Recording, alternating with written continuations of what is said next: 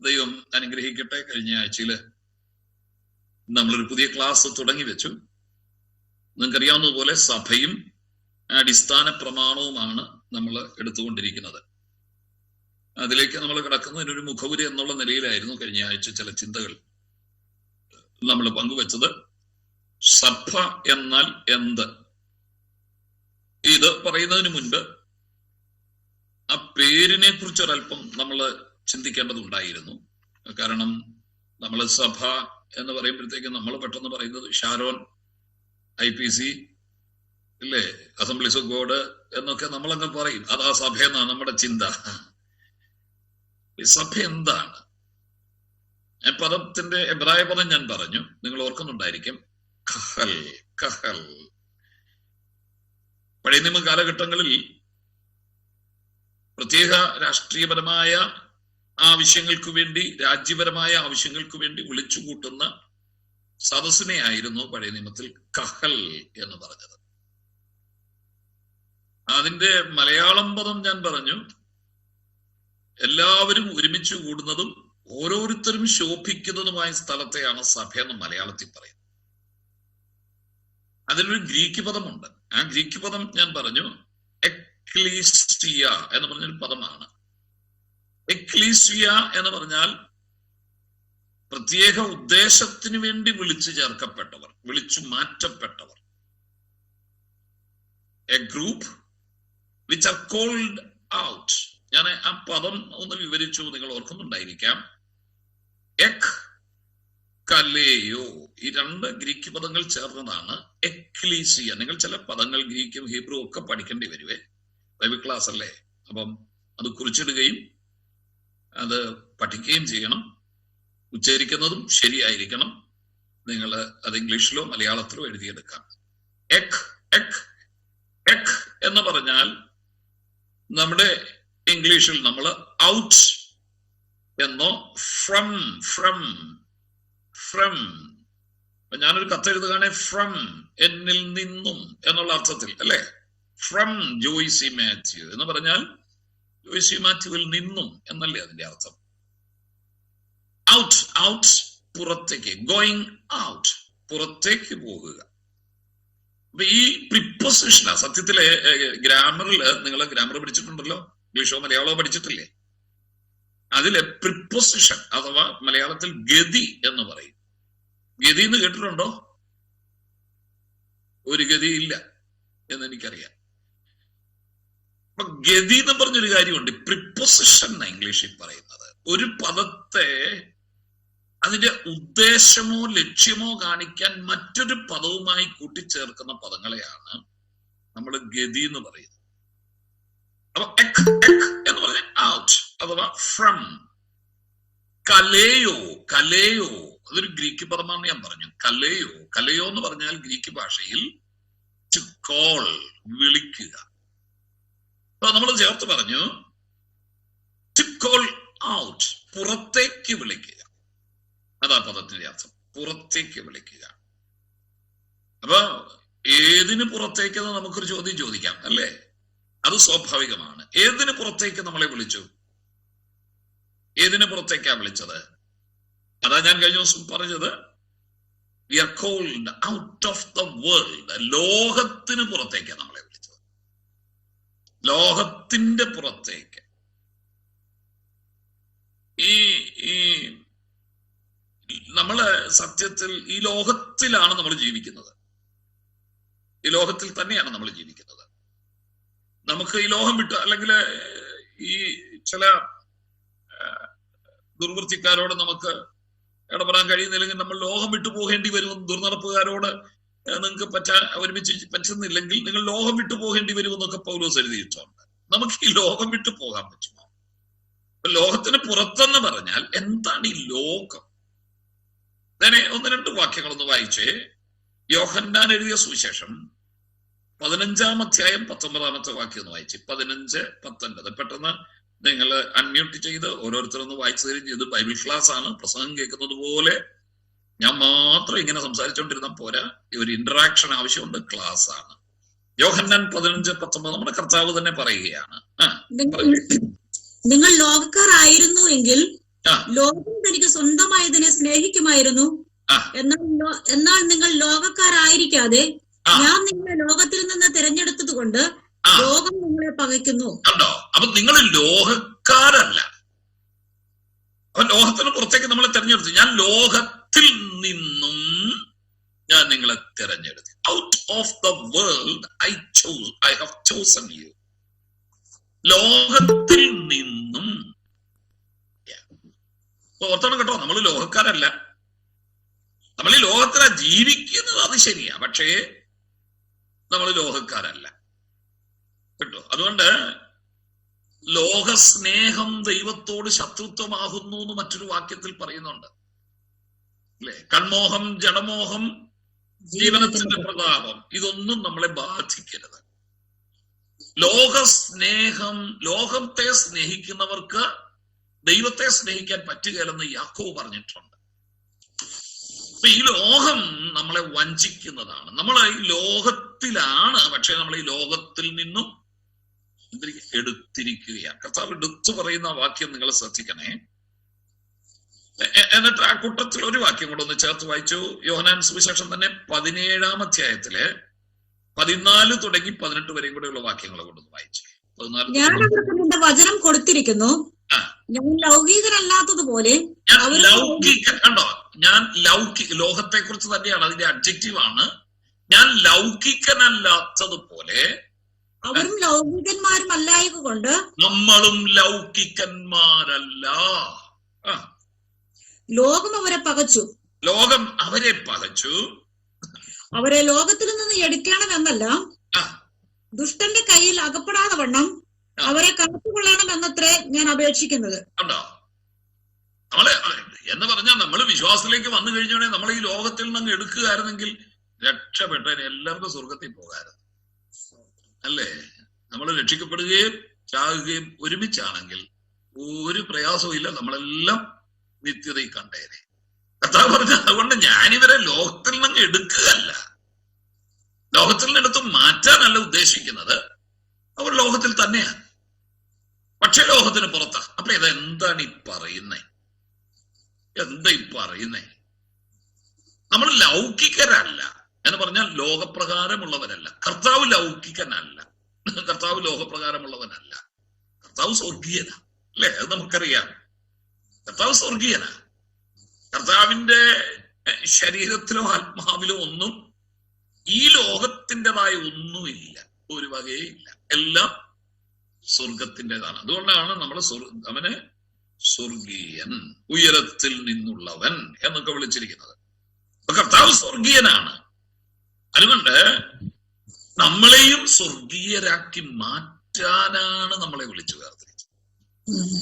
നമ്മൾ ഈ ലോകത്തിലാണ് ജീവിക്കുന്നതെങ്കിലും നമ്മളെ ലോകത്തിന്. അപ്പൊ എന്താ ഈ ലോകം? ഈ ലോകം എന്ന് പറഞ്ഞാൽ ഈ ഭൂമി അല്ല കേട്ടോ. നിങ്ങളെ പ്രത്യേകിച്ച് ഓർത്തണം കേട്ടോ, ലോകം ഭൂമിയല്ല. പുതിയ നിയമത്തിൽ നിങ്ങൾ ലോകം ലോകം എന്ന് ആവർത്തിച്ചു വായിക്കുന്നിടത്തൊന്നും ഈ ഭൂമിയെ കുറിച്ചല്ല പറയുന്നത്. ഭൂമി വേണ്ടെന്ന് പറഞ്ഞിട്ടില്ല. ഈ ഭൂമിയിൽ ദൈവം നമ്മളെ ആക്കിയിരിക്കുക. ഭൂമിയെ മനുഷ്യന്റെ പാർപ്പിനായിട്ട് അത്രേ സൃഷ്ടിച്ചിരിക്കുന്ന യെശയ്യാപ്രവചനത്തിൽ എടുത്തു പറയുന്നുണ്ട്. അതുകൊണ്ട് ഈ ഭൂമി നമുക്കുള്ളതാണ്. നമ്മൾ മരിക്കുന്നത് വരെ നമുക്കിവിടെ കൃഷി ചെയ്യാനും ജോലി ചെയ്യാനും സുഖമായി പാർക്കാനും ഒക്കെ ദൈവം നമുക്ക് തന്നിരിക്കുന്ന പാർപ്പിടം, താൽക്കാലിക പാർപ്പിടമാണ് ഈ ഭൂമി. പിന്നെന്താ ഈ ലോകം? എന്താ? അപ്പൊ ഭൂമി വേറെ, ലോകം വേറെ. ഇനി ശ്രദ്ധിച്ച് കേൾക്കണേ, ക്ലാസ് ആയതുകൊണ്ടായി പറയുന്നേ. ഇനി ശ്രദ്ധിച്ച് കേൾക്കണേ. പുതിയ നിയമത്തിൽ, നമ്മുടെ പ്രത്യേകിച്ച് മലയാളം പുതിയ നിയമത്തിൽ ഗ്രീക്കിലെ 2 പദങ്ങൾ ലോകം എന്ന് ഉപയോഗിച്ചിട്ടുണ്ട്. ഈ 2 പദങ്ങളെയും നമ്മൾ മലയാളത്തിലേക്ക് തർജ്ജമ ചെയ്തപ്പോൾ ലോകം ലോകം എന്നാണ്. സത്യത്തിൽ 2 പദങ്ങളാണ്. പക്ഷെ ഇതെല്ലാം ഒറ്റയടിക്ക് ലോകം ലോകം എന്ന് ഉപയോഗിച്ചിരിക്കുക. ഞാൻ പറഞ്ഞു തരാം. ഒന്ന്, കോസ്മോസ് എന്നൊരു പദമുണ്ട്. കോസ്മോസ്, അത് നിങ്ങൾക്കറിയാം, ഇംഗ്ലീഷിലുള്ള പദമാണ് അല്ലെ. കോസ്മോസ്, കോസ്മിക് എനർജി എന്നൊക്കെ നമ്മൾ പറയും. കോസ്മോസ്, സി എഴുതുകയോ കെ എഴുതുകയോ ചെയ്യാം. KOSMOS, cosmos. ഗ്രീക്ക് കോസ്മോസ് എന്ന പദത്തിനെ ലോകം എന്ന് പറഞ്ഞിട്ടുണ്ട്. രണ്ടാമതൊരു പദമുണ്ട്, അതും ലോകം എന്നാ തർജ്ജമ ചെയ്ത് വെച്ചിരിക്കുന്നത്, അയോൺ. Ion, AION, ion. മലയാളത്തിൽ ഇത് എഴുതുന്നത് ഞാൻ പറയുന്ന പോലെ എഴുതിയാൽ മതി. Ion, ion. വേണേ മലയാളത്തിലൂടെ എഴുതിക്കോ, അപ്പൊ ഇംഗ്ലീഷ് വായിക്കുമ്പോൾ തെറ്റാതെ വരുമല്ലോ, രണ്ടും എഴുതാമല്ലോ. അയോണം ലോകം എന്ന് തർജ്ജമ ചെയ്തിരിക്കുക. ഞാൻ കാണിച്ചു തരാം. സത്യത്തില് അയോൺ എന്ന് പറഞ്ഞത് ലോകമല്ല. ലോകം നല്ല തർജ്ജമ ചെയ്യേണ്ടത് കാലഘട്ടം. അയോൺ സത്യത്തിൽ കാലഘട്ടമാണ്. ദിസ് ഏജ്, ഇംഗ്ലീഷിൽ നമ്മൾ പറയുന്നത് ദിസ് ഏജ്, ഈ കാലഘട്ടത്തെയാണ് നമ്മൾ അയോൺ എന്ന് പറയുന്നത്. പക്ഷേ ദൗർഭാഗ്യം എന്ന് പറയട്ടെ, ഈ രണ്ട് പദങ്ങളും മലയാളത്തിൽ ഒറ്റ വാക്കായിട്ടാണ് കുറിച്ചിരിക്കുന്നത്, ലോകം. ഇവിടെയൊക്കെയാണ് നമുക്ക് തെറ്റുപറ്റുന്ന. ഈ വേദപുസ്തകം നമ്മുടെ കയ്യിൽ മലയാളത്തിൽ തർജ്ജമ ചെയ്ത് തന്നവർ പറ്റിച്ച പണിയായി ഇതൊക്കെ. അതുകൊണ്ട് നമ്മൾ ഈ ആഴത്തിലോട്ട് ഇറങ്ങാൻ നമുക്ക് പറ്റാതെ വരും. നമ്മൾ ഈ പുറമേ കിടന്ന് കളിക്കുക, എന്നിട്ട് എന്തെങ്കിലുമൊക്കെ വിളിച്ചു പോവുക. അപ്പൊ ഒന്ന് കോസ്മോസ്. കോസ്മോസ് എന്ന് പറഞ്ഞ അർത്ഥം എന്നാണെന്ന് അറിയാമോ? ഇനി ശ്രദ്ധിച്ച് കേൾക്കണേ, രണ്ടും ഞാൻ പറഞ്ഞു തരാം. ഈ കോസ്മോസ് എന്ന് പറഞ്ഞാൽ മലയാളത്തിൽ ലോകമാണ്. പക്ഷേ കോസ്മോസ് എന്ന പദത്തിന്റെ ശരിയായ അർത്ഥം എന്താണെന്നറിയാമോ? An apt and harmonious arrangement എന്ന് പറഞ്ഞാൽ കൃത്യവും സമഗ്രവുമായ ഒരു ക്രമീകരണം. കൃത്യമായ ഒരു ക്രമീകരണത്തെയാണ് സത്യത്തിൽ കോസ്മോസ് എന്ന് പറയുന്നത്. മനസ്സിലായി? എ സിസ്റ്റമാറ്റിക് അറേഞ്ച്മെന്റ്, ക്രമീകൃതമായ ഒരു സംവിധാനം. അതായോൺ കേട്ടോ. നമ്മൾ ഈ ലോകം എന്നൊക്കെ പറയുമ്പോഴത്തേക്ക് ഓർത്തോണം കേട്ടോ, ഗ്രീക്കില് ലോകം എന്ന് പറഞ്ഞാൽ ഒരു കൃത്യമായ സംവിധാനം, ഒരു കൃത്യമായ ക്രമീകരണം എന്നൊക്കെയാ പദത്തിന്റെ അർത്ഥം. അപ്പൊ നോക്കിയേ, ഇപ്പൊ ലോകമാകണമെങ്കിൽ ലോകത്തിന് ഒരു കൃത്യമായ ക്രമീകരണമുണ്ട്. ഞാനത് പെട്ടെന്ന് മനസ്സിലാക്കി തരാവേ. ഞാൻ പറയുക, ഇപ്പം നിങ്ങൾക്കറിയാവുന്ന ഒരു പദം പറയാം, സിനിമാ ലോകം എന്ന് ഞാൻ പറയുക. The world of film. Cinema ലോകം നമ്മളെല്ലാം പറയുന്നത് അല്ലേ? സിനിമാ ലോകം. എന്താ ഈ സിനിമാ ലോകം എന്ന് പറഞ്ഞാൽ എന്താ? അത് വേറെ ലോകമാണോ? ഈ ഭൂമിയുടെ പുറത്താണോ അത്? സിനിമാ ലോകം നമ്മൾ പറയുന്നതാ. സത്യത്തിൽ സിനിമാ ലോകം എന്ന് പറഞ്ഞാൽ എല്ലാം കൂടെ കൂടുന്നതല്ല. സിനിമയുമായി ബന്ധപ്പെട്ടു നിൽക്കുന്ന എല്ലാ ക്രമീകൃത സംവിധാനങ്ങളെയും കൂടെ ചേർത്ത് പറയുന്നതാണ് സിനിമാ ലോകം. The world of films. Cinema ലോകം അർത്ഥം എന്താണെന്നറിയാമോ? സിനിമയ്ക്ക് കാശ് മുടക്കി പണം പിടിക്കുന്നവനും, സിനിമയ്ക്ക് കഥ എഴുതുന്നവരും, പാട്ടെഴുതുന്നവരും, സിനിമയിൽ അഭിനയിക്കുന്നവരും, അതിൽ ജോലി ചെയ്യും, ലൈറ്റ് ബോയ് വരെ, ലൈറ്റ് കാണിച്ചു കൊടുക്കുന്ന ലൈറ്റ് ബോയ് വരെ, അതിൽ ഭക്ഷണം വിളമ്പുന്നവർ വരെ കൃത്യമായി അവർ ജോലി ചെയ്യുക. അത് മാത്രം പോരാ, അത് തിയേറ്ററിൽ എത്തിക്കുന്നവർ, തിയേറ്ററിന്റെ ഉടമകൾ. ഇനി അവിടെ അതും വെച്ചുകൊണ്ടിരുന്നാൽ മതിയോ? നമ്മുടെ നാട്ടിൽ നിന്ന് ഒത്തിരി പേര് ഇതിന് പോകുന്നുണ്ട്, നിങ്ങൾ അറിയുന്നുണ്ടോ? കൃത്യമായി സിനിമ ഇറങ്ങുന്ന ദിവസം തന്നെ പോയി കാണുന്ന വീരന്മാർ നമ്മുടെ ഇടയിലുണ്ട്. സത്യത്തിൽ അവരുള്ളത് കൊണ്ടാണ് ഈ ലോകം ഇങ്ങനെ നിൽക്കുന്നത്, സിനിമാ ലോകം ഇങ്ങനെ നിൽക്കുന്നത്. അല്ലെങ്കിൽ ഇവരെല്ലാം കൂടെ പടവും പിടിച്ചേച്ച് കുട്ടി പാളീസായി കുത്തുപാളയെടുത്ത് തെണ്ണാൻ പോവാണ്. എന്താണ് പോകാത്തെന്നറിയാമോ? നമുക്കറിഞ്ഞുകൂടാ. നമ്മൾ പാട്ടും പ്രാർത്ഥനയും യോഗവും ഒക്കെ ആയിട്ട് ഇങ്ങനെ സ്തോത്രവും പറഞ്ഞ് അന്യഭാഷയും പറഞ്ഞൊക്കെ നമ്മൾ ഇങ്ങനെ ജീവിക്കുക. പക്ഷേ നമ്മൾ അറിയാത്ത സിനിമയുടെ ഒരു ലോകം നമ്മുടെ ചുറ്റുപാടുകളിലുണ്ട്, നമ്മുടെ ചുറ്റുമുണ്ട്. നമ്മളതിനെ കുറിച്ച് ബേജാറാവുന്നില്ല. കൃത്യമായി കഥ എഴുതുന്നവർ, കൃത്യമായി പാട്ടെഴുതുന്നവർ, കൃത്യമായി പണം മുടക്കുന്നവർ, അല്ലേ?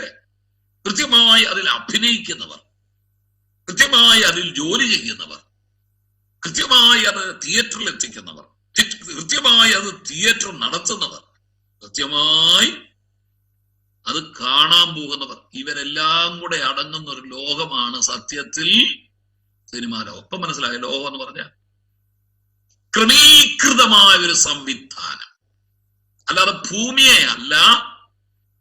ഗ്ലോബ് എടുത്തു വെച്ച നിങ്ങൾ ഇത് ലോകമാണെന്ന് പറയരുത്, അത് ഭൂമിയാണ് കേട്ടോ. എപ്പിജിയോൺ, ഈ ഭൂമിക്കാണെങ്കിൽ എപ്പിജിയോൺ എന്ന് പറയും, എന്ന് പറഞ്ഞ ഭൂമി കേട്ടോ.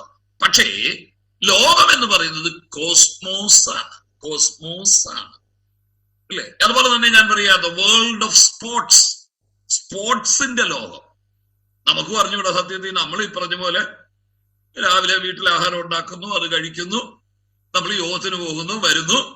ഇതിൽ കൂടുതലൊന്നും നമുക്ക് അതിനെക്കുറിച്ച് വലിയ ബോധ്യമില്ല. പക്ഷേ കൃത്യമായി സ്പോർട്സിൽ പങ്കെടുക്കുന്ന കുട്ടികൾ, അത് ലീഡ് ചെയ്യുന്ന, അതിനെ പരിശീലിപ്പിക്കുന്ന ആളുകൾ അല്ലെ, അത് നടത്തുന്ന ഗ്രൗണ്ടുകളുടെ അധിപന്മാര്, അതിന് പ്രത്യേക സംവിധാനം, മന്ത്രി, അതിന് സാമ്പത്തികം പണം മുടക്കുന്നവര് അല്ലെ, അതിൽ പരസ്യം ഇടുന്നവര്, അതിന്റെ സംഘാടകര്, അതിന്റെ സ്പോൺസർമാര്, ഇങ്ങനെ ഇവരെല്ലാം കൂടെ അടങ്ങുന്ന ഒരു ലോകം നമ്മൾ ഈ കഞ്ഞിയും കറിയും കഴിച്ച് സ്തോത്രം പറഞ്ഞ് നടക്കുമ്പോഴും ഇവിടെ ഉണ്ട്.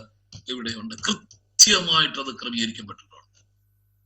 അതിനെയാണ് ലോകം എന്ന് പറയുന്നത് കേട്ടോ. ഇതുപോലെ കൃത്യമായ ഒരു ലോകം ഇവിടെ ഉണ്ട്. കൃത്യമായൊരു ലോകം. അത് ആരാ കൊണ്ടു നടക്കുന്നെന്ന് കേട്ടോ. ഒന്ന് വായിച്ചേ, 1 യോഹന്നാൻ 5:19. 1 യോഹന്നാൻ 5:19.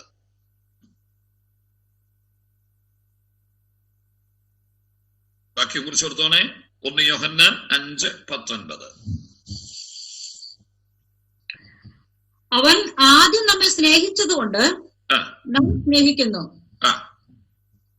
ഞാൻ ദൈവത്തെ സ്നേഹിക്കുന്നു എന്ന് പറയുകയും തന്റെ സഹോദരനെ പകയ്ക്കുകയും ചെയ്യുന്നവൻ കള്ളനാകുന്നു. അല്ലല്ലോ. 1 യോഹന്നാൻ 5:19 എന്ന് പറയുന്നതാണോ? നാം ദൈവത്തിലുള്ളവരെന്ന് നാം അറിയുന്നു, സർവ്വലോകവും ദുഷ്ടന്റെ അധീനതയിൽ കിടക്കും. അതാ നമുക്ക് വേണ്ടത്. സർവ്വലോകവും ദുഷ്ടന്റെ അധീനതയിൽ കിടക്കും. അപ്പൊ ഇവിടെ ഒരു ലോകമുണ്ട് കേട്ടോ. ആ ലോകത്തിന്റെ ആധിപത്യം ആരുടെ കയ്യിലാണെന്നറിയാമോ? ആ ദുഷ്ടൻ എന്ന് പറഞ്ഞാൽ ദുഷ്ടതയുള്ളവൻ അഥവാ പിശാച്. വേദപുസ്തകം പിശാചിന് കൊടുത്തിരിക്കുന്ന ഒരു പര്യായ പദമാണ് ദുഷ്ടൻ, ദുഷിച്ചവൻ എന്നൊക്കെയുള്ള അർത്ഥം അല്ലെ. അത് ദുഷ്ടനെയാണ് ഉദ്ദേശിക്കുന്നത്, ദുഷ്ട മനുഷ്യനെയും ഉദ്ദേശിക്കുന്നുണ്ട്. അവനും ദുഷ്ടന്റെ കീഴില. പക്ഷേ ഇതിലെ പെരുംദുഷ്ടൻ ആരാന്നറിയാവോ? പ്രധാന ദുഷ്ടൻ എന്ന് പറഞ്ഞ പിശാചാണ്. അപ്പൊ ഈ സകല ലോകവും ദുഷ്ടന്റെ അധീനതയിൽ കിടക്കും. ഇതുവല്ലോ മനസ്സിലാകുന്നുണ്ടോ? സിസ്റ്റമാറ്റിക് ആയിട്ട് അറേഞ്ച് ചെയ്ത ഒരു ക്രമീകരണം, ഒരു ലോകം അവന്റെ കയ്യിലാണ്. കൃത്യമായിട്ട് അറേഞ്ച് ചെയ്ത് വെച്ചിരിക്കുക. പറഞ്ഞ് മനസ്സിലായോ? ഒരു 8കാലി 4 ചുറ്റും ആരക്കാല് ചുറ്റി അതിന്റെ നടുവിൽ വല നെയ്ത് അതിന്റെ നടുവിൽ കയറി ഇരിക്കുന്നത് പോലെ. നിങ്ങളെ ശ്രദ്ധിക്കണം, നാം ഈ വസിക്കുന്ന ഭൂമിയിൽ ദുഷ്ടൻ കൃത്യമായൊരു ഭരണ സംവിധാനത്തോടെ ദൈവമക്കളെ ദൈവത്തിൽ നിന്നും അകറ്റിക്കളയാൻ തന്ത്രങ്ങൾ ഇറക്കിക്കൊണ്ട് ഇതിന്റെ മേൽ അവൻ വാഴുന്നുണ്ട്. അവന്റെ അധീനതയില്ല ഇത്. ഈ ലോകത്തോടു കൂടി നമ്മൾ നശിച്ചു പോകരുത്. അതിന് കർത്താവ് എന്ത് ചെയ്തു? ഈ ലോകത്തിൽ നിന്നും നമ്മെ എടുത്തു. ഈ ലോകം ഭരിക്കുന്നത് ആരാന്നറിയാമോ? പിശാച. കൃത്യമായ സംവിധാനങ്ങൾ, ഞാൻ പറഞ്ഞു സിസ്റ്റമാറ്റിക് അറേഞ്ച്മെന്റ്, അതാ ലോകം എന്ന് പറഞ്ഞ ക്രമീകൃതമായ ഒരു സംവിധാനം ഒരുക്കി അതിനെ ഭരിക്കുന്നവന്റെ പേരാണ് പിശാച്. വായിച്ചോ, 2 കൊരിന്ത്യർ 4:4 വായിച്ചേ. 2 കൊരിന്ത്യർ 4:4. അവന്റെ പേരെന്താ നോക്കിയേ? ദൈവപ്രതിമയായ ക്രിസ്തുവിന്റെ തേജസ്സുള്ള സുവിശേഷത്തിന്റെ പ്രകാശനം ശോഭിക്കാതിരിപ്പാൻ ഈ ലോകത്തിന്റെ ദൈവം അവിശ്വാസികളുടെ മനസ്സ് കുരുടാക്കി. ഈ ലോകത്തിന്റെ ദൈവം. അപ്പൊ പിശാചിനെ വിളിച്ചിരിക്കുന്നത് കേട്ടോ. യോഹന്നാന്റെ ലേഖനത്തിൽ നമ്മൾ ദുഷ്ടനാ കണ്ടത്. സകല ലോകം ദുഷ്ടന്റെ അധീനതയിൽ കിടക്കുന്നെന്നാ കണ്ടത്. എന്നാൽ പൗലോസ് അവനെ വിളിക്കുന്ന പേരെന്താണെന്നറിയാമോ? ഈ ലോകത്തിന്റെ ദൈവം. അവൻ ഈ ലോകത്തിന്റെ the God of this world, ഈ ലോകത്തിന്റെ ദൈവം, ഈ സംവിധാനങ്ങളുടെ എല്ലാം ദൈവമാണവൻ. ഈ ലോകത്തിന്റെ ദൈവം. അവനിങ്ങനെ എന്ത് ചെയ്യിക്കാം? മനുഷ്യന്റെ മനസ്സിനെ, കണ്ണിനെ എല്ലാം കുരുട്ടാക്കി വെച്ചിരിക്കുക. അത് കാരണം ദൈവപ്രതിമയായ ക്രിസ്തുവിന്റെ തേജസ്സുള്ള സുവിശേഷം വിളങ്ങുന്നില്ല. മനസ്സിലാവുന്നുണ്ടോ? നമ്മൾ ഓർക്ക് എന്റെ ദൈവം എന്ത് പരസ്യോഗം നടക്കുന്നു. എനിക്ക് തോന്നുന്നു കോവിഡിന് ശേഷം പരസ്യോഗത്തിന്റെ എണ്ണം കൂടിയിട്ടുണ്ടല്ലേ?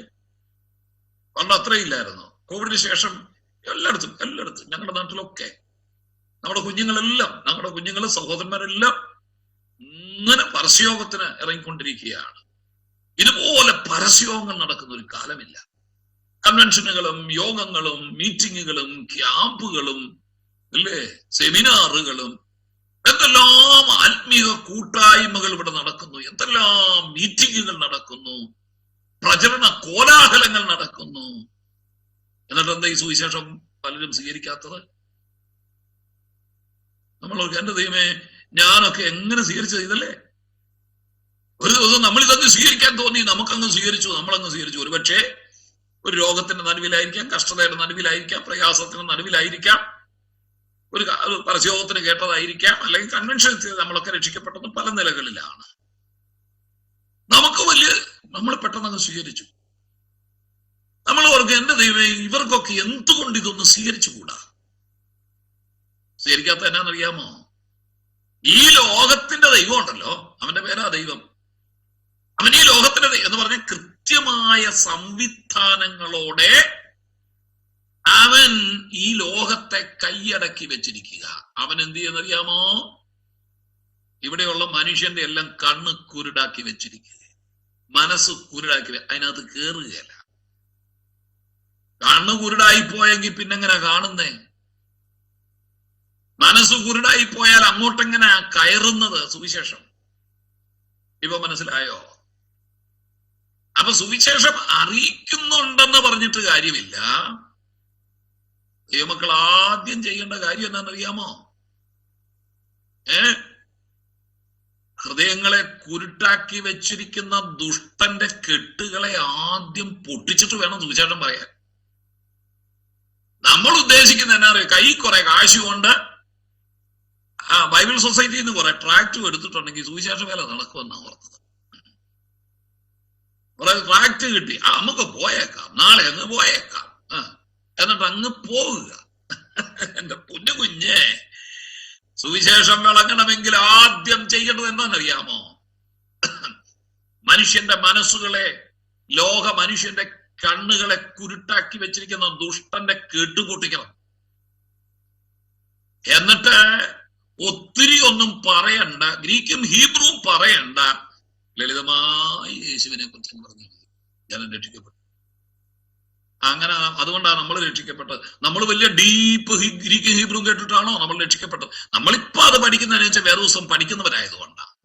അല്ലാതെ ഇതിന്റെ മൂലപദം ഇന്നതാണെന്ന് പറഞ്ഞ് ഒരു ഉപദേശിയും പറഞ്ഞു തന്നിട്ടല്ലല്ലോ നമ്മൾ രക്ഷിക്കപ്പെട്ടത്. ആണോ? ഒന്നുമല്ല. ലളിതമായ സുവിശേഷം നമ്മളോട് പറഞ്ഞപ്പോ നമ്മൾ അങ്ങ് കേട്ടു. അതിന്റെ കാര്യം എന്താണെന്നറിയാമോ? ഈ ലോകത്തിന്റെ ദൈവം കെട്ടിവെച്ചിരിക്കുന്ന കെട്ട് പൊട്ടിയിരുന്നത് കൊണ്ടാണ് നമ്മൾ രക്ഷിക്കപ്പെട്ടത്. അതുകൊണ്ട് ഞാൻ പലപ്പോഴും പറയും, സഭകൾ സുവിശേഷം നടത്തുമ്പോഴും സുവിശേഷീകരണത്തിന് പോകുമ്പോഴും ട്രാക്ട് ഡിസ്ട്രിബ്യൂഷനും പരസ്യയോഗത്തിനും പോകുമ്പോഴും കൺവെൻഷൻ നടത്തുമ്പോഴും ബഹളം വെച്ച് ഒരു പ്രോഗ്രാമും കൂടെ നടത്തരുതേ. ദിവസങ്ങൾ വേർതിരിച്ചിരുന്ന് ഉപവസിച്ചും കരഞ്ഞും പ്രാർത്ഥിച്ചിട്ടേ പോകാവൂന്ന് ഞാൻ ആവർത്തിച്ച് പറയാം. അതിന്റെ കാര്യം ഇതാ, ഈ ലോകത്തിന്റെ ദൈവം കൃത്യമായ ക്രമീകരണങ്ങൾ ഒരുക്കി വെച്ചിട്ട് അവൻ എന്ത് ചെയ്യാൻ അറിയാമോ? ഈ ലോകത്തിന്റെ ദൈവം മനുഷ്യ മനസ്സുകളെ കുരുട്ടാക്കി വെച്ചിരിക്കുകയാണ്. അവനെ വിളിക്കുന്ന പേരാണ് ഈ ലോകത്തിന്റെ ദൈവം. ഈ ലോകത്തിന്റെ ദൈവം.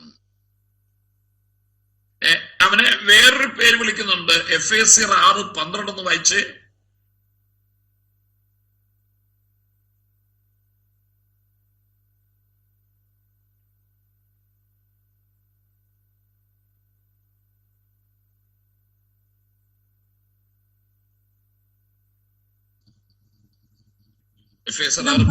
നമുക്ക് പോരാട്ടമുള്ളത് ജഡരക്തങ്ങളോടല്ല, വാഴ്ചകളോടും അധികാരങ്ങളോടും ഈ അന്ധകാരത്തിന്റെ ലോകാധിപതികളോടും. ഈ അന്ധകാരത്തിന്റെ ലോകാധിപതി അവന്റെ പേരാണ് കേട്ടോ. ഈ അന്ധകാരത്തിന്റെ ലോകാധിപതി, ലോകാധിപതി, ലോകത്തിന്റെ അധിപതി. ഓർത്തനം കേട്ടോ. അവനെ വിളിക്കുന്ന പേര് ലോകത്തിന്റെ അധിപതി എന്നാണ്. ആധിപത്യം പുലർത്തുന്നവൻ. അതാ മുമ്പേ സകല ലോകം ദുഷ്ടന്റെ അധീനതയിലായിരുന്നു പറഞ്ഞത്. ഈ ലോകത്തിന്മേൽ ആധിപത്യം പുലർത്തി ഒരു രാജാവിനെ പോലെ വാഴുന്നവനാണ് അവൻ. അതുകൊണ്ടാണ് ഈ ലോകം അന്ധകാരത്തിൽ കിടക്കുന്നത്. അന്ധകാരം ഭൂമിയെയും കൂരിട്ട് ജാതികളെയും മൂടുന്നു എന്ന് യെശയ്യാപ്രവാചകൻ പറഞ്ഞില്ലേ? ഇവിടെയെല്ലാം അന്ധകാരമല്ലേ സത്യത്തിൽ? അതിന്റെ കാര്യം എന്താണെന്നറിയാമോ? അവൻ അന്ധകാരത്തിന്റെ ലോകാധിപതിയാ. അന്ധകാരത്തിന്റെ ലോകാധിപതിയാ. അതുകൊണ്ട് നമ്മൾ ആദ്യം ചെയ്യുന്നത് ഈ കോസ്മോസ് അഴിച്ചുവിടണം. ഈ പിശാചിന്റെ നിയന്ത്രണത്തിൽ നിന്നും ലോകത്തെ അഴിച്ചുവിടണം. എങ്കിലേ സുവിശേഷം, എങ്കിലേ ആത്മാക്കൾ രക്ഷിക്കും. മനസ്സിലായോ? ഞാൻ മുമ്പേ പറഞ്ഞില്ലേ, 2 കൊരിന്ത്യർ 4-ാം അധ്യായത്തിന്റെ 4-ാമത്തെ വാക്യം. ഈ ലോകത്തിന്റെ ദൈവം. സത്യത്തിൽ അവിടെ കോസ്മോസ് അല്ല, അവിടെ ഉപയോഗിച്ചിരിക്കുന്ന പദം അയോൺ. മുമ്പേ ഞാൻ പറഞ്ഞില്ലേ ഒരു പദം, അയോൺ. അവനെ നമ്മൾ വിളിക്കുന്നത് ഈ ലോകത്തിന്റെ ദൈവം എന്നല്ല, ഈ കാലഘട്ടത്തിന്റെ ദൈവം കേട്ടോ. അവിടെ ലോകം കണ്ടോ, 2 ലോകം എഴുതി വെച്ചിരിക്കുക. ഇപ്പൊ നമ്മൾ എഫേസ്യർ 6:12 ലോകാധിപതി, അധിപതി എന്ന് എഴുതി വെച്ചിരിക്കുന്നത്.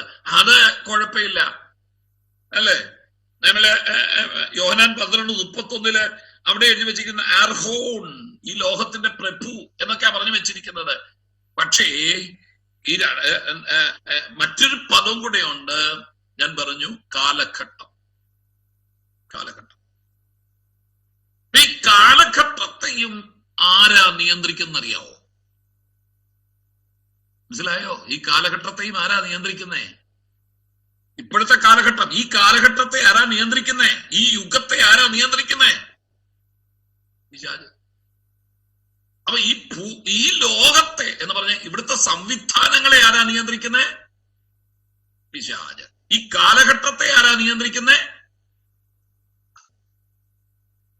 അതുകൊണ്ടാണ് നമ്മൾ പ്രത്യേകിച്ച് എടുത്തു പറയുന്നത് ഈ കാലഘട്ടത്തിനൊരു അതേ പദം കേൾക്കണോ?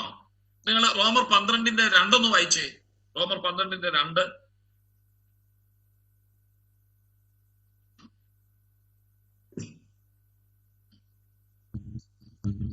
റോമർ 12:2. അനുരൂപമാകാതെ നന്മയും പ്രസാദവും പൂർണ്ണതയുമുള്ള ഈ ലോകത്തിന് അനുരൂപമാകാതെ നന്മയും പ്രസാദവും ദൈവഹിതം ഇന്നതൊന്നും തിരിച്ചറിയേണ്ടതിന് രൂപാന്തരപ്പെടുവിൻ. മനസ്സ് പുതുക്കി. ഈ ലോകത്തിനെന്ന് അവിടെ എഴുതിയിരിക്കുന്ന സത്യത്തിൽ ലോകഘട്ടം നല്ല അയോൺ എന്ന പദമാണ്. ഈ കാലഘട്ടത്തിൽ ഇത് ദൈവമക്കളോടാ പറയുന്നത് കേട്ടോ. കേട്ടോ, ഇത് ദൈവമക്കളോടാ പറയുന്നത്. ഈ കാലഘട്ടം ആരുടെ കയ്യിലാ? പിശാചിന്റെ കയ്യിലാ. ഈ കാലഘട്ടത്തിന്റെ അധിപതി ആരാ? പിശാച. അതുകൊണ്ട് ദൈവമക്കൾ ഒരു കാര്യം ചെയ്യണം. റോമയിലെ വിശ്വാസികളോട് പൗലോസ് പറയുക, ഈ കാലഘട്ടത്തിന് അനുരൂപപ്പെടരുത്. നമ്മളൊക്കെ പറയല്ലേ, നാട് ഓടുമ്പോ നാടുവേ ഓടണം. ചേരെ തിന്നുന്ന നാട്ടിൽ ചെന്ന് ചേരയുടെ നടുക്കണ്ടം തിന്നണോന്നാ പണ്ട് പറഞ്ഞ്. ഇപ്പോഴത്തെ ആളുകൾ തല മുതൽ തിന്നു തുടങ്ങുന്നവരാ അല്ലേ? സാഹചര്യം അനുസരിച്ച് നമ്മളൊക്കെ അങ്ങ് ജീവിക്കും. മനസ്സിലായോ? ഓരോ കാലഘട്ടത്തിനനുസരിച്ചുള്ള ജീവിത കാര്യങ്ങളും വേഷവിധാനങ്ങളും ഒക്കെ അണിഞ്ഞ് നമ്മളങ്ങ് പോവുക. നമ്മുടെ കുഞ്ഞുങ്ങളെ നമ്മൾ അങ്ങനെ കൊണ്ടുപോവുക അല്ലേ? ആരെങ്കിലും കുറ്റം പറഞ്ഞ ഓ പിള്ളേരല്ലേ അവരിതൊക്കെ കണ്ടല്ലേ പോകുന്ന, നമ്മളെങ്ങനെ അവരെ പിടിച്ചു നിർത്തുന്നേ? കണ്ട പുതിയ പുതിയ ഫാഷനുകളും പുതിയ പുതിയ ജീവിത ശൈലികളും ഒക്കെ ഒരു മടിയും കൂടാതെ നമ്മളും സ്വീകരിക്കുക. ഓർത്താണ്, ഈ കാലഘട്ടത്തെ നിയന്ത്രിക്കുന്ന ആരാ? അങ്ങനെ ഒരു കുഴപ്പമുണ്ട് കേട്ടോ. ഈ കാലഘട്ടത്തിന്റെ ദൈവം അവനാ, ഈ കാലഘട്ടത്തിന്റെ ഭരണകർത്താവ് അവനാ. അപ്പൊ ഈ പ്രപഞ്ചത്തെ ഈ ലോകത്തെ മാത്രമല്ല ഈ കാലഘട്ടത്തെയും അവൻ നിയന്ത്രിച്ചുകൊണ്ടിരിക്കുക. അത് കാരണം നോക്കണേ, ഈ ലോകത്തിലേക്ക് ഇറങ്ങിപ്പോവുകയല്ല മാത്രമല്ല മനുഷ്യൻ ചെയ്യുന്നത്, ദൈവമക്കൾ പോലും കാലഘട്ടത്തിന് അനുരൂപമായി ജീവിക്കുക. ഇങ്ങനെയൊക്കെ അല്ലേ എല്ലാരും? കേട്ടോ, ഈ ലോകത്തിന് അനുരൂപം, ഈ ലോകത്തിന് നല്ല സത്യത്തിൽ അവിടെ തർജ്ജമ ചെയ്യേണ്ടിയിരുന്നത് ഈ കാലഘട്ടത്തിന് അനുരൂപപ്പെടാതെ നന്മയും പൂർണ്ണതയും പൂർണ്ണതയുമുള്ള ദൈവഹിതം ഇന്നതെന്ന് തിരിച്ചറിയാൻ മനസ്സ് പുതുക്കി. അപ്പം നമ്മൾ എങ്ങനെ ജീവിക്കണം? ദൈവമക്കൾ എങ്ങനെ ജീവിക്കണം? ഈ കാലഘട്ടത്തിനനുസരിച്ച്, ഒഴുക്കിനനുസരിച്ച് നമ്മൾ നീന്തരുത് കേട്ടോ. ഈ ഒഴുക്കിനനുസരിച്ച് നമ്മൾ നീന്തി പോകരുത്. നമ്മൾ എന്ത് ചെയ്യണം അറിയോ? ദൈവഹിതമാണ് നമ്മുടെ പ്രമാണം. അത് തിരിച്ചറിയണമെങ്കിൽ എന്ത് ചെയ്യണം? മനസ്സ് പുതുക്കണം. അങ്ങനെ ഒരു കുഴപ്പമുണ്ട് ദൈവമക്കൾക്ക്. ഈ പെട്ടെന്ന് പഴകിപ്പോകുന്ന ഒരു സാധനമാണ് ഈ മനസ്സ്, അറിയാവോ? ആ മനസ്സിൽ അങ്ങനെ ഒരു കുഴപ്പമുണ്ട് കേട്ടോ. പെട്ടെന്ന് അങ്ങ് പഴയതായി പോകും, പെട്ടെന്ന് അങ്ങ് പഴകിപ്പോകും. അതുകൊണ്ടാ പറഞ്ഞ മനസ്സ് പുതുക്കിക്കൊണ്ടിരിക്കണമെന്ന്. മനസ്സ് പുതുക്കി രൂപാന്തരപ്പെട്ടോ. ഈ ലോകത്തിന് അനുരൂപമായി പോകരുത്. കാരണം ഈ ലോകം അവന്റെ കയ്യിലാണ്. പാസ്റ്റർമാര് വരെ, ദൈവദാസന്മാര് വരെ കാലഘട്ടത്തിന് അനുരൂപമായി പോകുന്നു. ഞാനൊരു വാക്യം തരാം. ദൈവദാസന്മാര് പോലും കാലഘട്ടത്തിന് അനുരൂപമായി പോകുന്നത് ഈ ഇന്നത്തെ ഒരു പ്രത്യേകതയാണ്. നിങ്ങള് 2 തിമോഥെയോസ് ലേഖനം എടുക്കാവോ? 2 തിമോഥെയോസ് 4:10 വായിക്കാമോ? 4:10.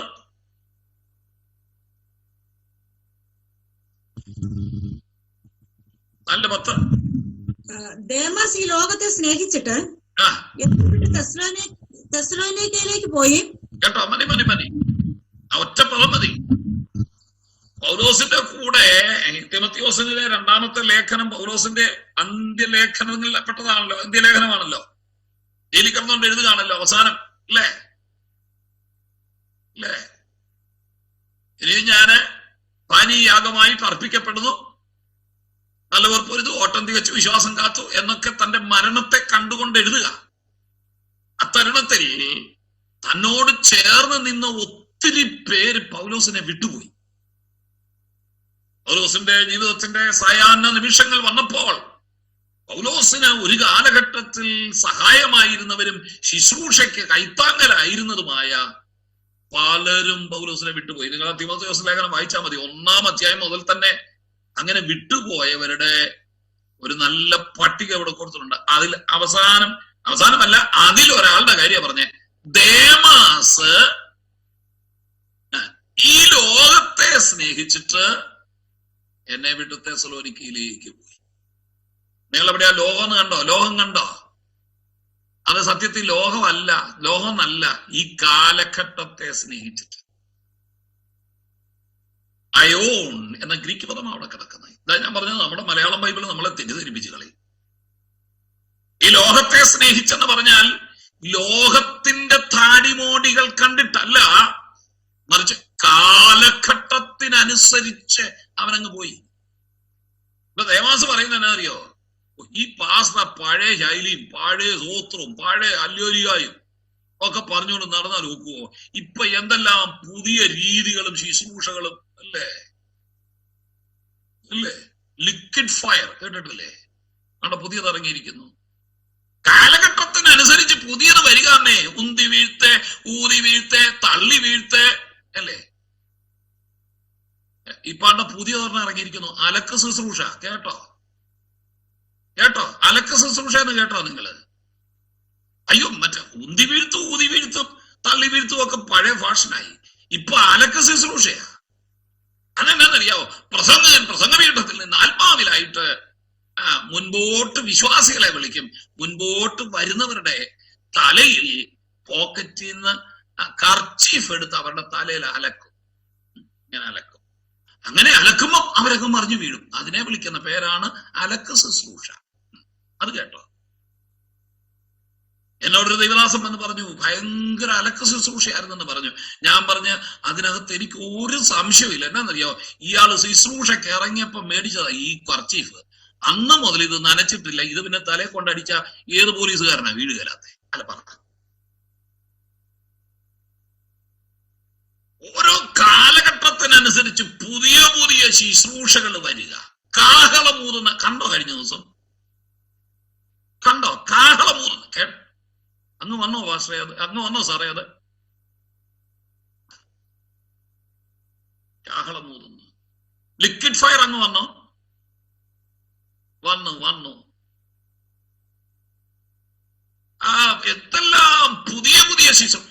ഞാനൊന്ന് ചോദിക്കട്ടെ, ഇതിന്റെയൊക്കെ പുറകെ ഓലിയിട്ട് നടക്കുന്ന എന്റെ പൊന്നു സഹോദര സഹോദരി, ഞാനൊന്ന് ചോദിക്കട്ടെ,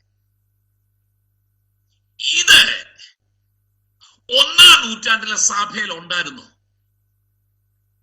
ഇത്തരം ഒരു കാര്യം വളരെ പ്രാധാന്യമുള്ളതായിരുന്നെങ്കിൽ എന്തുകൊണ്ട് യേശുവോ അപ്പോസ്തലന്മാരോ ഇത് പറഞ്ഞില്ല? ഞാനൊന്ന് ചോദിക്കട്ടെ, ഈ വിരുദ്ധന്മാരുടെ കൊട്ടിലൊത്ത് താളം തുള്ളുന്ന നിന്നോടാ ചോദിക്കുന്നേ, ഇത് തന്നെയാണോ വചനമർത്ഥമാക്കുന്ന പരിശുദ്ധാത്മാവ് ഉദ്ദേശിക്കുന്ന ആരാധന എന്ന് ഒരു നിമിഷവും നോക്കിയാ പോരെ? എന്റെ ദൈവമേ, ഞാൻ ഈ ചെയ്യുന്നത് തന്നെയാണോ ശരിയായ ആരാധന? ഞാൻ ഈ പോകുന്ന പോലെ ഇങ്ങനെ തന്നെ പാട്ടുപാടി ഇങ്ങനെ തന്നെ ഒക്കെയാണോ? ഇത് തന്നെയാണോ 1-ാം നൂറ്റാണ്ടിൽ നടന്ന ആരാധന? ഇത് തന്നെയാണോ ആദിമകാല സഭയിൽ നടന്നത്? ഇങ്ങനെയൊക്കെ ചെയ്യാനാണോ അപ്പോസ്തലന്മാര് പറഞ്ഞത്? ഇത് തന്നെയാണോ യേശു പഠിപ്പിച്ചത്? ഒരു നിമിഷം നീ നിന്നെ തന്നെ ഒന്ന് ശോധന ചെയ്തിരുന്നെങ്കിൽ ഈ അബദ്ധങ്ങളിൽ ചെന്ന് നീ ചാടുവോ? എന്നിട്ട് എന്നാ പറയുന്നേ? അവിടെ എന്നോ കത്താന്നറിയോ? എന്തൊരു കത്തലാന്നറിയാവോ? അവിടെ എന്ത് അത്ഭുതമാണെന്നറിയാവോ? എന്ത് വിടുതല! ഞാനൊരു കാര്യം പറയാം. ദൈവവചനത്തിന്റെ നമ്മൾ ഉപദേശം പഠിക്കാൻ പോകുന്നത് ദൈവവചനത്തിന് നിർമ്മലമായ ഉപദേശം വിട്ടെടുത്ത് നടക്കുന്ന അത്ഭുതങ്ങളും അടയാളങ്ങളും ദൈവാത്മാവിൽ നിന്നല്ല, അത് ദുരാത്മാവിൽ നിന്ന്. ഞാൻ തെളിയിക്കാം. നമ്മൾ അതിലോട്ടൊക്കെ അല്ലേ വരുന്നേ? നമ്മൾ ആ ക്ലാസ് എടുക്കാൻ പോകുന്നേ. എന്താ ഉപദേശമെന്നാ പഠിക്കാൻ പോകുന്നേ? പലർക്കും അറിഞ്ഞു. ഇതിന്റെ കുഴപ്പം എന്താണെന്നറിയോ? ഇപ്പൊ നമ്മുടെ ചെറുപ്പക്കാരൊക്കെ ചോദിക്കുന്നത്, അതിനെന്നാ തെറ്റ്? അങ്ങനെ ചെയ്താൽ എന്നാ തെറ്റെന്നേ? അത് ശരിയാണോ സാറേ? അത് ശരിയാണോ പാസ്റ്ററെ? ഇത് നീ എന്തിനാ ഇത് ചോദിച്ച് നടക്കുന്നേ? അത് ശരിയാണോ? ഇത് ശരിയാണോ? അങ്ങനെ പറയുന്നതാണോ അന്യഭാഷ? ഇതാണോ ശരി? ഇതാണോ യഥാർത്ഥ? നീ സത്യം പറഞ്ഞ നിന്റെ കയ്യിൽ കുറഞ്ഞപക്ഷം മലയാളത്തിലെങ്കിലും എഴുതിയിരിക്കുന്ന വേദപുസ്തകം നിന്റെ കയ്യിലില്ലേ? മലയാള ഭാഷ അറിഞ്ഞൂടെ വായിക്കാൻ? കൂത്തിയിരുന്ന് ഈ സുവിശേഷവും അപ്പോസ്തല പ്രവൃത്തി ലേഖനവും ഒന്ന് വായിക്കരുതോ? അത് വായിച്ചിരുന്നെങ്കിൽ നീ മണ്ടത്തരം ചെയ്യുമോ? ഈ അബദ്ധം ചെയ്യുമോ? ഈ ലോകത്തിന്റെ ദൈവം, ഈ കാലഘട്ടത്തിന്റെ ദൈവം അനേകരെ കുരുട്ടാക്കി അന്ധകാരത്തിലേക്ക്, നിത്യ നരകത്തിലേക്ക് മേയിച്ചുകൊണ്ട് പോവുക. ഈ കഴിഞ്ഞ ദിവസങ്ങളിലൊക്കെ ഞാനിപ്പോ ശുശ്രൂഷകൾക്ക് പോകാൻ പറ്റുന്നില്ല. നിങ്ങൾക്കറിയാം, ഞാൻ വീട്ടിൽ ഇരിക്കുന്ന ഒരവസ്ഥയാണ്. എങ്കിലും എത്ര ക്ലിപ്പുകളാണെന്നറിയാം അവിടെ നമ്മൾ നോക്കാം ദൈവദാസന്മാര് എനിക്ക് എഴുതി അയക്കുന്നത്. ഞാൻ ഇത്തരം കാര്യങ്ങൾക്കെതിരെ ചില വർഷങ്ങൾക്ക് മുൻപേ ഒരു പുസ്തകം എഴുതിയിരുന്നു. നിങ്ങൾ കണ്ടിട്ടുണ്ടോ എന്ന് എനിക്ക് അറിഞ്ഞുകൂടാ. ദുരുപദേശങ്ങളുടെ കാണാപ്പുറം സാറിന്റെ കയ്യിലുണ്ട്. നിങ്ങൾക്ക് കിട്ടിയില്ലെങ്കിൽ അതൊന്ന് വാങ്ങി വായിച്ചോണേ. ഇത് കണ്ട് മടുത്തിട്ട് ചെയ്യുന്നതാ ഞാൻ. ഏതാ ഈ അഭിവൃദ്ധി സുവിശേഷവും ഈ ഊതി വീഴ്ത്തും ഉന്തി വീഴ്ത്തും മയങ്ങി വീഴലും ശാപം പൊട്ടിക്കലും ഇന്നത്തെ ഈ പ്രൈസ് ആൻഡ് വർഷിപ്പ്, ഞാൻ അതിനൊക്കെ എതിരാ കേട്ടോ. ആരാധനയ്ക്കെതിരല്ല. ഞാൻ ഈ പറഞ്ഞ ഇപ്പം നടക്കുന്ന ഈ പ്രൈസ് ആൻഡ് വർഷിപ്പ് എന്ന് പറഞ്ഞൊരു കൺസെപ്റ്റ് ഇല്ലേ, ഞാൻ അതിനെതിരാ, ശക്തമായിട്ട് എതിരാ. ആ പുസ്തകത്തിൽ എഴുതി വെച്ചിട്ടുണ്ട് ഒരു അധ്യായം. അതാ ഒന്ന് വായിച്ചു നോക്കി. സാറിനോട് ചോദിക്കാൻ ആ പുസ്തകം തരും. ഇതിനല്ല എതിരാ. അതിന്റെ കാര്യം എന്നാ അറിയാമോ? ഇതിനൊന്നും പുതിയ നിയമത്തിൽ തെളിവില്ല. യേശുക്രിസ്തു പറഞ്ഞിട്ടില്ല. 1-ാം നൂറ്റാണ്ടിലെ സഭയെ നടന്നിട്ടില്ല. അപ്പോസ്തലന്മാർ വിവരിച്ചിട്ടില്ല. Praise and worship dance. Worship dance.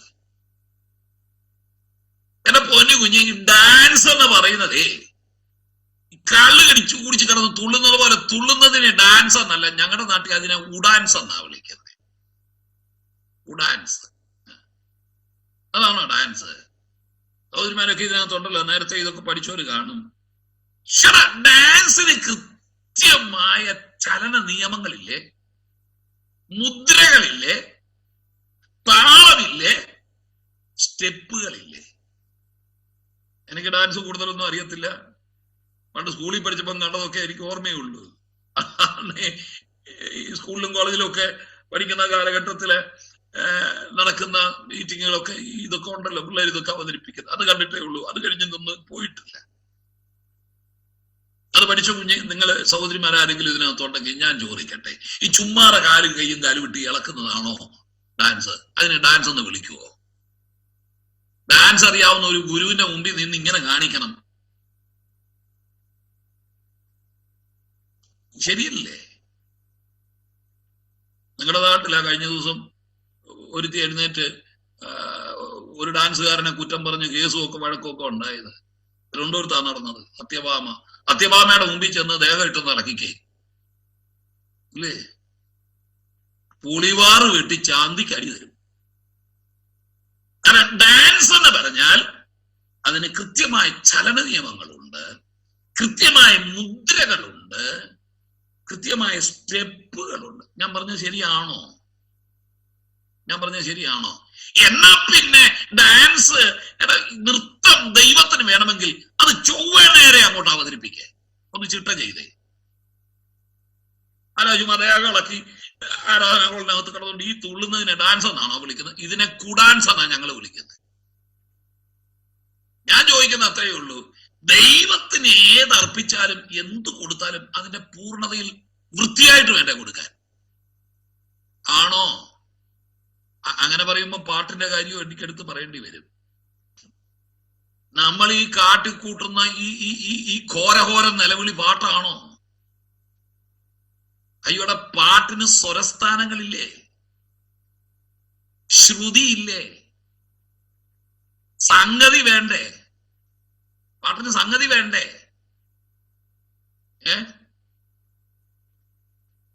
വേണ്ടേ? ആത്മാവ് നിറഞ്ഞവരായി സങ്കീർത്തനങ്ങളാലും സ്തുതികളാലും ആത്മീയ ഗീതങ്ങളാലും ദൈവത്തെ ആരാധിക്കണമെന്ന വാക്യമെങ്കിൽ ഞാനൊന്ന് ചോദിക്കട്ടെ, ആത്മാവ് നിറയുക എന്ന് പറഞ്ഞാൽ അവതാളത്തിന്റെയും അപശ്രുതിയുടെയും പുറത്തിറങ്ങി വരുന്നതാണോ ആത്മാവ്? അതെന്നാ ആത്മാവാന്ന് എനിക്ക് അറിഞ്ഞുകൂടാ. പാട്ടുപാടുന്നെങ്കിൽ ശ്രുതിശുദ്ധമായി സ്വരമാധുര്യത്തോടെ താളലയത്തോടെ ദൈവത്തിന് അർപ്പിക്കും. കോട്ടെ, ഞാൻ അതിലേക്ക് വന്നാൽ ഇച്ചിരി കടന്നു പോകും. വേറൊരു ക്ലാസ് ഞാൻ ചൊവ്വാഴ്ച എടുക്കുന്നുണ്ട്. അതിൽ വന്നാൽ അന്നേരം കൂടുതൽ പറയാം. അത് ഈ ഭാഗം ഞാൻ എടുക്കുന്നത്. അത് അന്നേരം പറയാം. അപ്പൊ പാട്ടാണെങ്കിലും കൊള്ളാം, ഡാൻസ് ആണെങ്കിലും കൊള്ളാം, അതിന്റെ പൂർണ്ണതയിലല്ലേ ദൈവത്തിന് അർപ്പിക്കുന്നത്?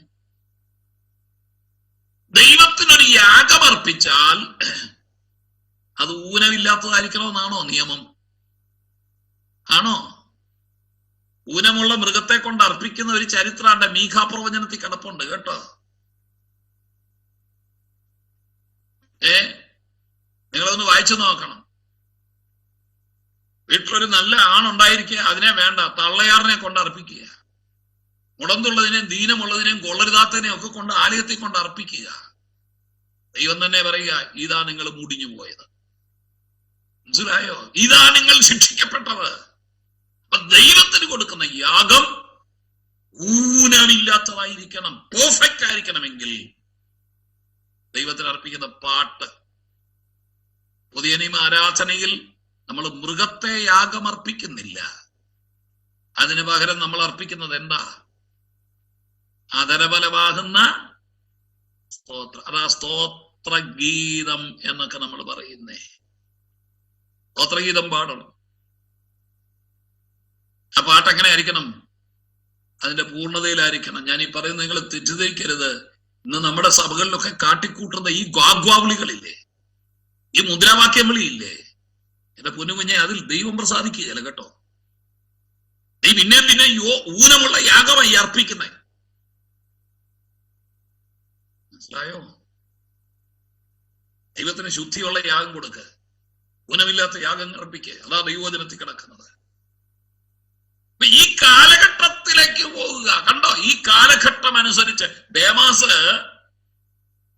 കാലഘട്ടത്തെ അനുസരിച്ച് എന്നെ വിട്ടുപോയി, അവനും സ്ഥലം വിട്ടു. കണ്ടോ, ഇന്നത്തെ കാലഘട്ടത്തിൽ പുതിയ പുതിയ ട്രെൻഡുകൾക്ക് പുറകെ പോകുന്ന ഒത്തിരി ദൈവദാസന്മാരുണ്ട്. ഒത്തിരി ദൈവദാസന്മാർ. ഞങ്ങൾക്കുള്ള കുറ്റം എന്നാണെന്നറിയോ?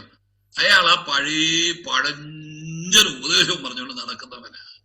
അയ്യോ, ഞാനൊരു പഴഞ്ചന, ഞാനൊരു അറുപഴഞ്ചന. എന്താ കാര്യം എന്നറിയാമോ? അപ്പോസ്തലന്മാര് പറഞ്ഞതും യേശു പറഞ്ഞതും 1-ാം നൂറ്റാണ്ടിലെ സഭ ചെയ്തതുമല്ലാതെ മറ്റൊന്നും ചെയ്യാൻ ഇടവരുത്തരുതേ. കഴിഞ്ഞ 10-34 വർഷമായി ശുശ്രൂഷ ചെയ്യുക. വയസ്സും 10-65. ഇനി ഇങ്ങനെയൊക്കെ തന്നെ അങ്ങ് തീരണമെന്നുണ്ട് എനിക്ക് കേട്ടോ. ഈ പുതിയതൊന്നും എന്റെ ദൈവമേ അതിലൊന്നും ചെന്ന് ചാടരുതേ എന്നുള്ള ഒരു വലിയ ആഗ്രഹമാണ്. ഇനി ഏതായാലും ജീവിച്ചത്രയും കാലം ഒന്നും ജീവിക്കാൻ പോകുന്നില്ലല്ലോ അല്ലേ? 65 ഏറെ 70 അല്ലെ 80, അപ്പൊ 4-5 വർഷം ഏറെ ഇനിയും കൂടെ ഉള്ള. എന്റെ പൊന്നെ, ഇതിനകത്ത് ഇതിൽ നിന്നൊന്നും വീടരുതേ എന്നും കണ്ട് നടക്കുക. അതുകൊണ്ട് ഞാനൊരു കാര്യം പറയട്ടെ, ഈ ലോകത്തിൽ നിന്നുമാണ് ദൈവം നമ്മളെ പുറത്തെടുത്തത്, കർത്താവ് നമ്മളെ പുറത്തെടുത്തത്. അതാ സഭ. ഇതിന്റെ ഒന്നും പുറകെ ഓടരുതേ, ഇതിലൊന്നും ചെന്ന് വീഴരുതേ. ഇതിൽ നിന്നും കർത്താവ് നമ്മളെ Jesus has taken us out. That is church. അതിനെയാ സഭ എന്ന് പറയുന്നത് കേട്ടോ. അതുകൊണ്ട് ഇന്നുള്ള ഈ പിന്നെ ഇത്തരം ദുരുപദേശ കൂട്ടങ്ങളൊന്നും സഭയെന്ന് പേരിടുന്നില്ല. ഫയർ വിങ്സ്, ഹെവൻലി ഫീസ്റ്റ്, കണ്ടോ, അങ്ങനെയുള്ള പരിപാടിയൊക്കെയാ സഭയാലും ചർച്ച. അറിഞ്ഞു ചെയ്യുക. പുതിയ പുതിയ പേരുകളാ, ഫാസ്റ്റും ഫീസ്റ്റും അല്ലേ, എന്നാൽ ചിറകും അഗ്നികോളവും പുതിയ പുതിയ പുതിയ പേരുകളായി വിടുന്നത്. ഇതിന്റെ കാര്യം എന്നറിയോ? ഇതിനെ സഭയെന്ന് പേരിടാൻ പറ്റുക. ചർച്ച് എന്ന് പറഞ്ഞാൽ those who are taken out of the world, ഈ ലോകത്തിൽ നിന്നും പുറത്തേക്ക് എടുത്തവരെ. അതുകൊണ്ട് നാം ഈ ലോകക്കാരല്ല. ലോകത്തെ സ്നേഹിക്കരുത്, ലോകത്തിൽ നമ്മളെ പുറത്തെടുത്തു. അതാ സഭ. ഇനി ഞാൻ അവസാനം പറഞ്ഞു നിർത്തിയ ഒരു പദം കൂടെ പറയട്ടെ. ഇംഗ്ലീഷിൽ സഭയെ വിളിക്കുന്ന പേര് ചർച്ച് എന്ന പദം. ചർച്ച് എന്നാ ചർച്ച് എന്ന പദം എങ്ങനെയാ വന്നത്? അത് പറഞ്ഞു ഓർക്കുന്നുണ്ടോ?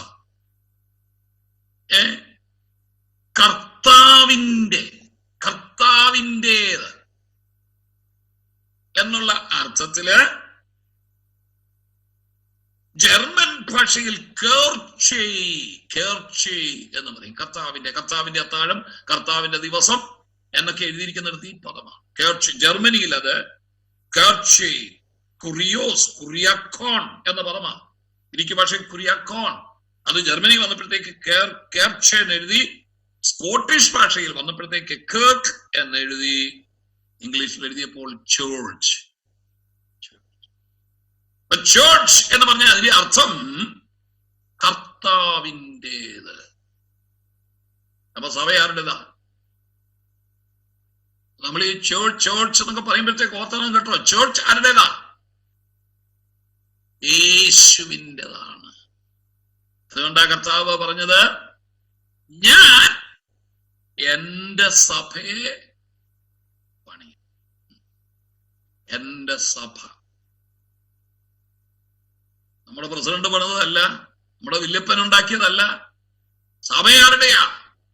സഭയ്ക്ക് വേണ്ടി ചങ്ക് കീറി രക്തം കൊടുത്തതാരാ? യേശുവാണ്. അത് യേശുവിന്റെ സഭയാകട്ടോ. അതിനെ കീറാനും കീറി മുറിക്കാനും പകുതി പറിച്ചുകൊണ്ട് പോകാനും ഒന്നും ആരും ശ്രമിക്കരുത്. അത്രയും പറഞ്ഞപ്പോഴ ഒരു വാക്യം ഒന്ന് കാണിക്കണം അല്ലേ? അത്രയും പറഞ്ഞപ്പോ നിങ്ങൾ അതും കൂടെ ഒന്ന് കണ്ടേച്ചു വെക്കൂ. തുടക്കമാണെങ്കിലും കൊരിന്ത്യർക്ക് എഴുതിയ 1-ാമത്തെ ലേഖനം ഒന്നെടുത്ത്. 1-ാമത്തെ ലേഖനത്തിന്റെ 3:17 വായിക്കാമോ? 16-ാമത്തെ വാക്യം തൊട്ട് വായിച്ചു. 1 കൊരിന്ത്യർ 3:16-17.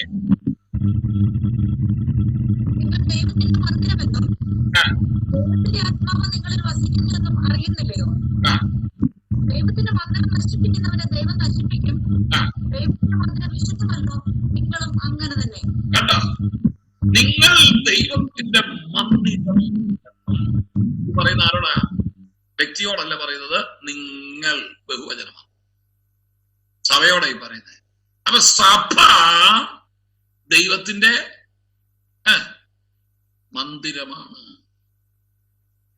ഈ മന്ദിരം എന്ന് പറഞ്ഞ അർത്ഥം എന്താണെന്നറിയാമോ? മന്ദിരം നാവോസ് എന്നൊരു പദമാണ് ഗ്രീക്കിൽ. നാവോസ്. നാവോസ് എന്ന് പറഞ്ഞാൽ ഇംഗ്ലീഷിൽ കിടക്കുന്ന you are the temple of God. ദൈവത്തിന്റെ ആലയമല്ലോ എന്നാ. തെറ്റാ കേട്ടോ. ദൈവത്തിന്റെ ആലയം എന്നല്ല, കറക്റ്റ് മലയാളത്തിലാണ് വന്നിരിക്കുന്നത്. നിങ്ങൾ ദൈവത്തിന്റെ മന്ദിരം. നാവോസ്. നാവോസ് എന്ന് പറഞ്ഞാൽ അർത്ഥം അറിയാമോ? നിങ്ങൾക്കറിയാം, ഈ സമാഗമന കൂടാരത്തിന് 3 ഭാഗങ്ങളുണ്ട് അല്ലേ? അതറിയരുതോ? ഏതൊക്കെയാ?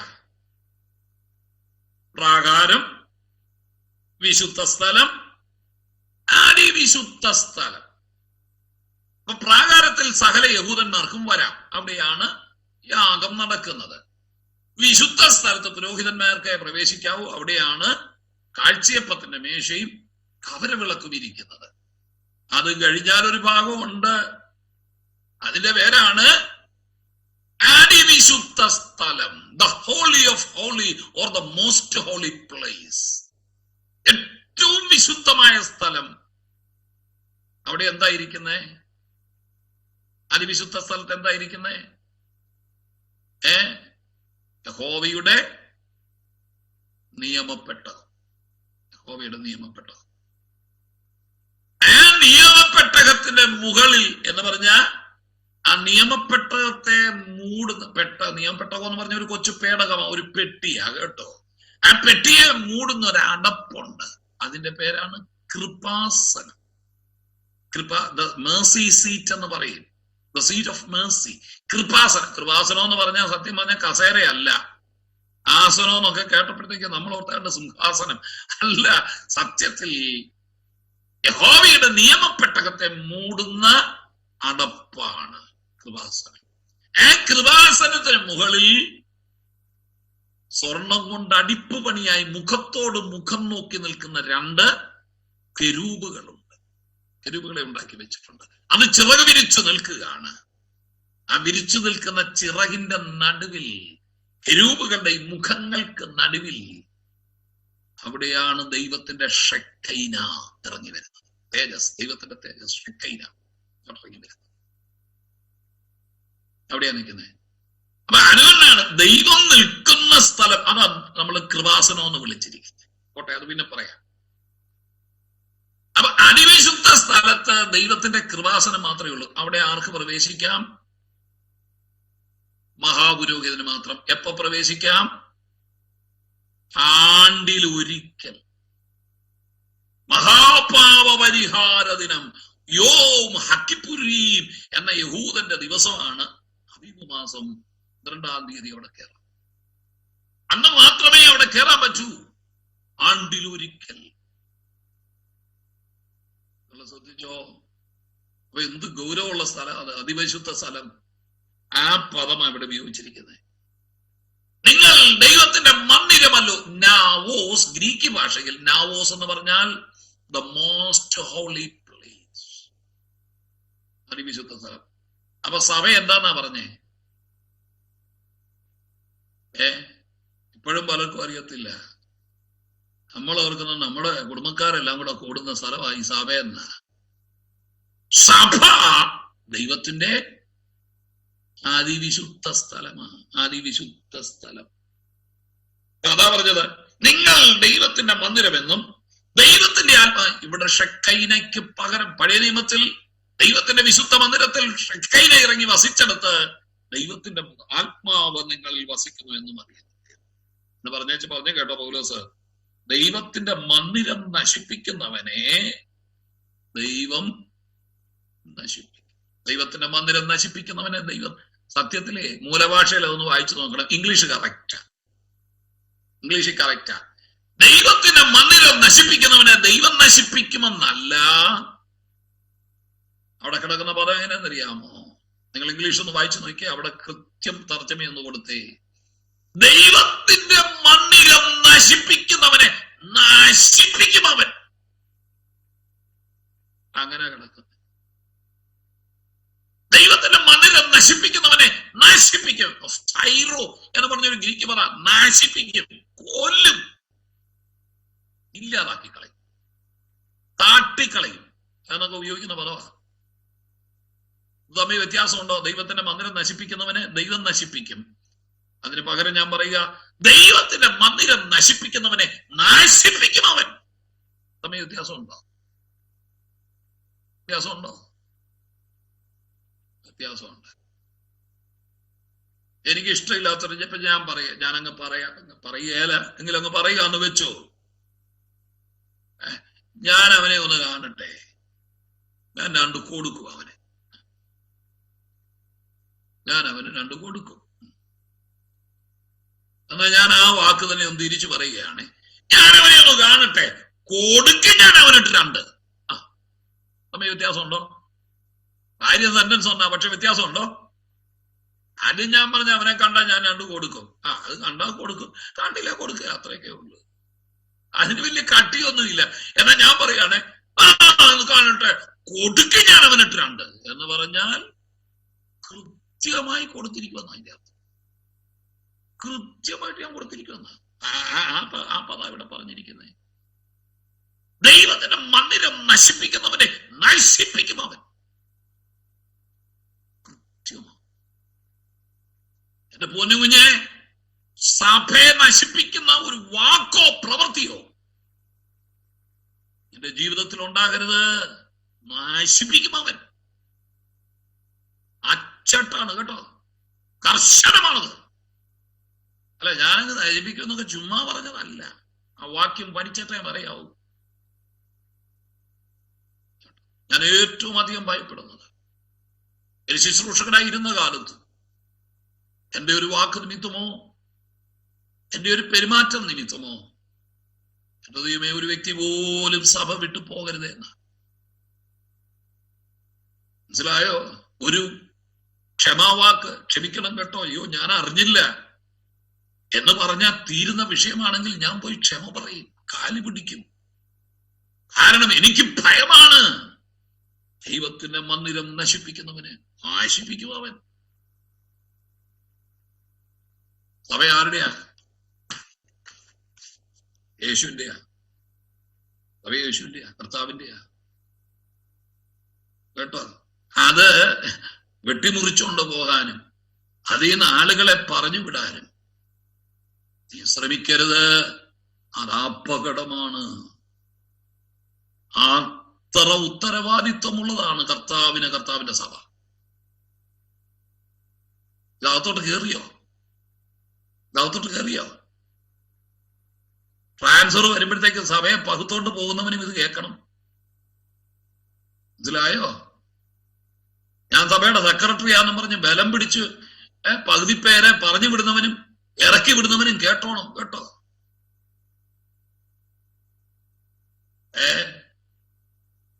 നാളെ സഭയെ വഴക്കുണ്ടായി. ഉപദേശി കർത്തൃമേശയുടെ പാത്രം എടുത്തോണ്ട് വീട്ടിൽ പോയി.